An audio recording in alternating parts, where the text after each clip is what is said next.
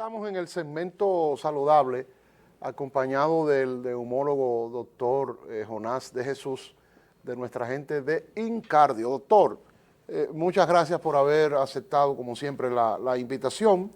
Y bueno, y el primer tema tiene que ver con el asma, porque estamos como en el mes mundial del asma, ¿verdad? Así Cuéntenos. Gracias por permitirme estar aquí otra vez.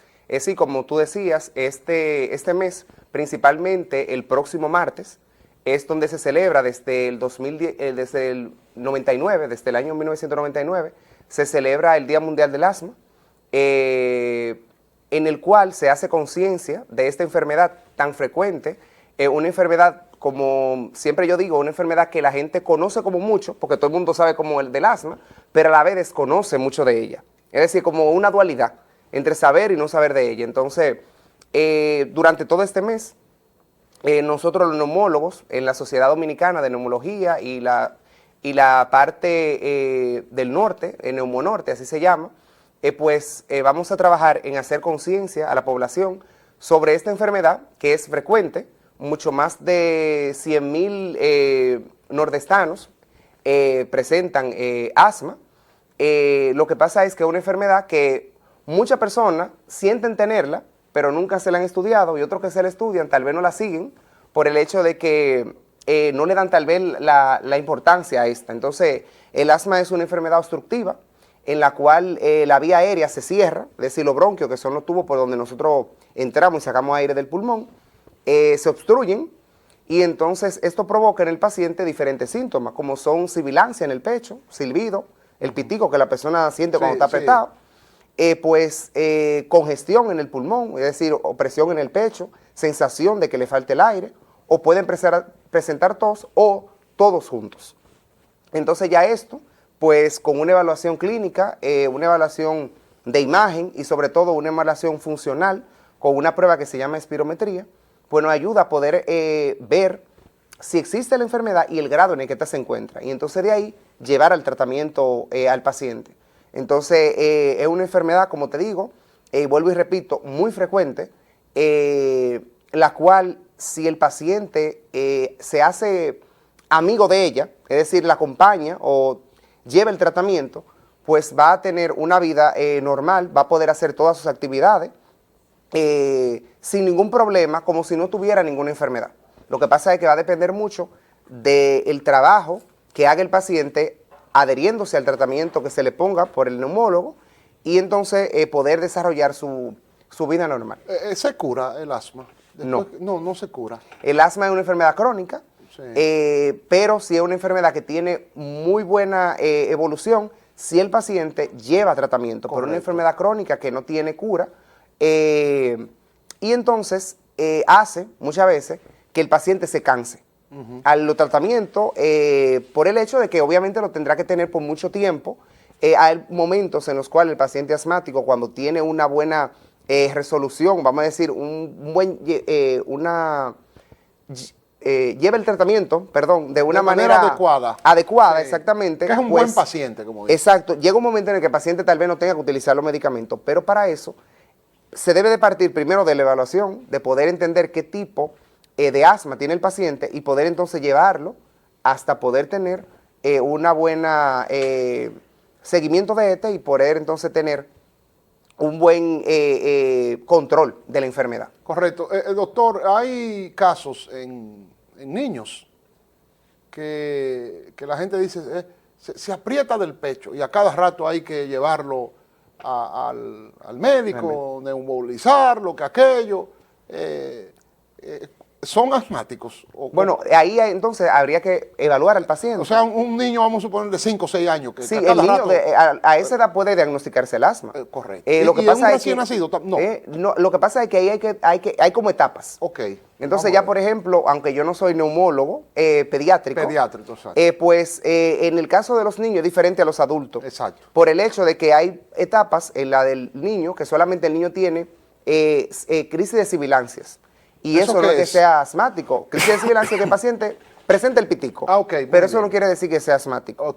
Entonces, para eso hay que evaluar ya al paciente con las pruebas funcionales que yo ya decía, Entonces, por eso, ya en el caso del niño, un poco diferente. Sí. La evaluación, de lo cual yo no tengo como el dominio para poderte ahora discernir mucho en esa parte, porque no me gusta como hacer intrusismo de otras especialidades. Correcto.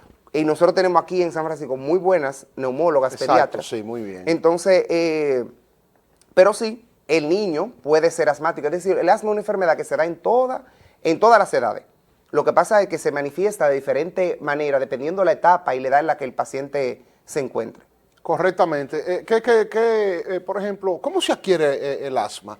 Bueno, hay diferentes... Si vale la pregunta. Hay diferentes, sí, claro. Porque la gente no nace con eso, ¿verdad? O nace sí, asmático. Lo que pasa es que el asma depende de muchos factores. Ok. Hay factores genéticos. Exacto. Y hay factores ambientales. Perfecto. Entonces, por ejemplo, si usted tiene un factor hereditario, familiar, ya usted tiene ahí como el dato. Exacto. Y si a eso usted le agrega, entonces, alguna alteración en el exterior, Exacto. De algún tipo de producto, el polvo, la humedad, los procesos respiratorios frecuentes que tenga, todas esas cosas pueden llevar a que ese factor genético usted lo active.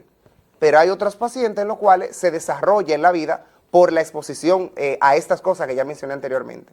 Es decir, el asma es una enfermedad que usted puede tenerla desde el nacimiento, pero también puede desarrollarla con el paso del tiempo. Por ejemplo, el tabaquismo, me imagino que el tabaquismo puede llevar a ser presentar el asmático. asma. Una gente que viva fumando siempre. Exacto, a pesar de que el asma, el tabaquismo se relaciona mucho más al EPOC, de lo que ya hemos hablado anteriormente, exacto, sí. Que una enfermedad pulmonar obstructiva crónica, ¿verdad? Que el asma viene siendo como si fuera hermana del EPOC. Exacto. Porque en el caso del asma es una enfermedad que cuando uno la define, se define por una reversibilidad de la obstrucción, mientras que ya el EPOC no hay reversibilidad. Ya la enfermedad no revierte. Entonces, a los medicamentos me refiero. Es decir, el paciente mejora, pero la estructura del bronquio, del tubo ese por donde uno respira, imagínate que es como una colchita. En el caso del asma solamente hay inflamación. Mientras que cuando el paciente ya tiene el EPOC, hay un cambio de esa estructura a hacerse como más rígido. Entonces ya no solamente hay inflamación, sino remodelado de esa inflamación. Entonces por eso son como media familia. Entonces cuando uno evalúa al paciente tiene que poder saber cuál paciente está en un grupo y cuál paciente está en otro. Doctor, en estos tiempos he escuchado que hay muchos casos como de influenza. Así. Entonces un asmático que tenga influenza es peligroso, sí, o no. Vamos a ver. En el caso, por ejemplo, sí, ahora tenemos un brote grande de influenza, siendo la influenza A la más frecuente. La influenza A es, ¿cuáles son los síntomas más comunes? A ver. Sí, lo que pasa es que la influenza A es la que más se contagia, sí, por el hecho de que se alberga más en la vía respiratoria alta. Entonces es como el contacto directo que uno tiene con la otra persona. Mientras que la B y la C, que son las otras, se albergan más a nivel pulmonar. Okay. Entonces, aunque se contagien, son un poquito más difíciles. En el caso de los síntomas van a depender más bien, primero, como yo siempre he dicho, del paciente. Sí, del paciente. Si es un paciente con inmunocomprometido, niños, ancianos, pacientes asmáticos, los síntomas van a ser más fuertes. Más fuertes. Por cómo es su sistema respiratorio. Perfecto. Entonces, vamos a decir, son vulnerables. Van vulnerables, exactamente. Exacto, son grupos de riesgo. Exacto. Entonces, en el caso, por ejemplo, de los síntomas son los de una gripe. Fiebre, tos, malestar general, dolor de cabeza. Todos juntos. Sí, lo que pasa es que generalmente, igual que como pasa, hay síntomas que se afloran un poco más, dependiendo como lo que esté circulando en el momento. Entonces, en ese caso... Perdón, y el caso mío que tengo esta tosecita, esta cosa. En el caso suyo, como, lo más recomendable primero es evaluar al paciente, como yo siempre he dicho. Porque al fin y al cabo, todos los pacientes... A mí no me duele nada, doctor, tosiendo. No, pero que le digo que... Le estoy diciendo. Independientemente de todo, todos los pacientes, claro, hay que evaluarlo. Hay que individualizarlo, porque si usted se da cuenta, cuando yo vengo aquí y menciono los síntomas son como parecidos de toda la enfermedad. Sí, sí. Pero una buena evaluación clínica te da un diagnóstico nos lleva exacto como a la enfermedad. Exacto. Entonces, en el caso suyo, lo primero es evaluarlo. Y como yo siempre he dicho, lo primero es el reposo y la hidratación. En todo proceso viral. Hidratación, agua, jugo. Mucha agua, electrolito. Juguito y cositas. Y el reposo. Y ya luego de ahí partir el síntoma que tenga el paciente y diagnosticar si tiene o no una patología u otra. Correcto. ¿Entiendes?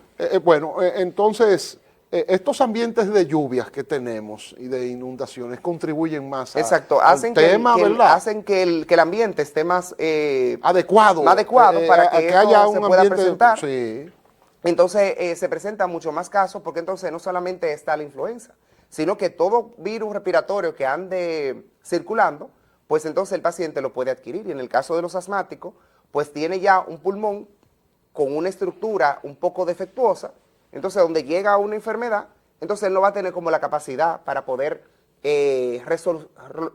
solucionar esto y poder entonces salir adelante con ese proceso. Entonces ahí es donde es bien importante el hecho de tú llevar tu medicación para que en el momento que llegue un proceso respiratorio, el que sea, tu cuerpo, o en este caso tu pulmón, tenga la capacidad de poder atacarlo o poder estar con él y seguir adelante sin ningún problema, porque la influenza es una enfermedad que es muy común, la cual al año tiene entre 250,000 y 500,000 muertes.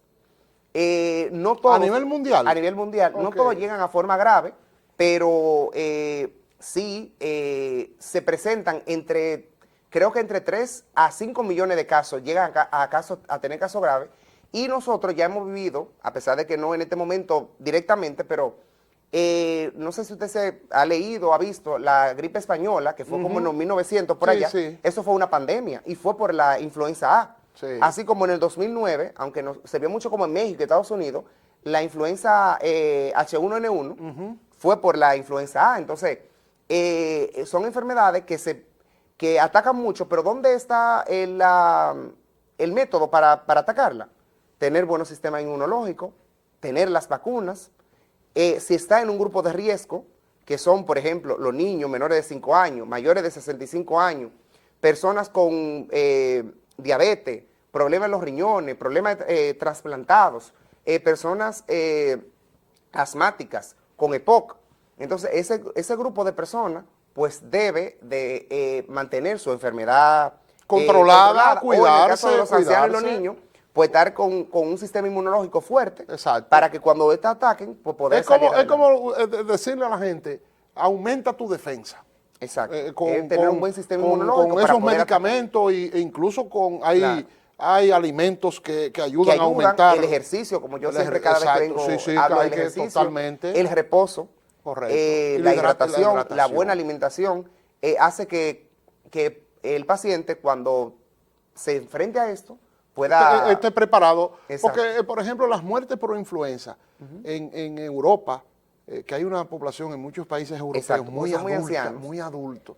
Entonces hay muchas muertes. Sí, porque lo que pasa es que de invierno, es invierno muy frío allá, muy frío. ¿no? La influenza da paso, como todo virus, a que lleguen otras enfermedades. Correcto. Porque baja el sistema inmunológico. Entonces, una infección por influenza te puede llevar en un momento no bien manejada, pues lleva a una neumonía. Sí. Entonces, la neumonía es una de las causas principales de muerte en los ancianos. Correcto. Entonces, eso lleva a que lo que tú mencionas, de la parte de los fallecimientos en Europa, se debe a esto, porque son poblaciones en la cual gran parte de la población y en algunas ciudades hasta la mayoría son ancianos. Correctamente. Bueno, doctor, pues muchísimas gracias.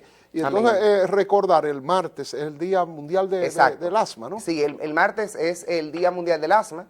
Vamos a tener diferentes actividades durante toda la semana, los neumólogos de todo el país, principalmente en los hospitales, con los residentes, los internos. Para concientizar, para dar a aprender. También estaremos en otras actividades que son ya para población, sobre todo en nuestras redes sociales y así. Y entonces siempre tratar de concientizar sobre esta enfermedad que ataca o aqueja a muchas personas, y que de estar bien manejadas, pues el paciente puede llevar su vida totalmente normal. Correcto. Y bueno, y recordar que usted está en Incardio. Exacto. Como decimos, allá en Incardio es en la calle 27 de febrero, entre la Salcedo y la calle Rivas. Estamos en horario corrido desde las 7:30 de la mañana hasta las 6 de la tarde. Con el servicio no solamente de neumología, sino también de cardiología, gastroenterología, nutrición, diabetología. El laboratorio Amadita también lo tenemos allá en Incardio. Y nada, estamos a sus órdenes para... ¿Cómo se llama? Rodi también. Sí, hay exacto. Está Rodi, que es un departamento que se encarga de llevar al paciente con enfermedades oncológicas Exacto. a su tratamiento de quimioterapia. Correcto, muy bien. Bueno, pues muchísimas gracias al doctor Jonás de Jesús, neumólogo de nuestra gente de Incardio.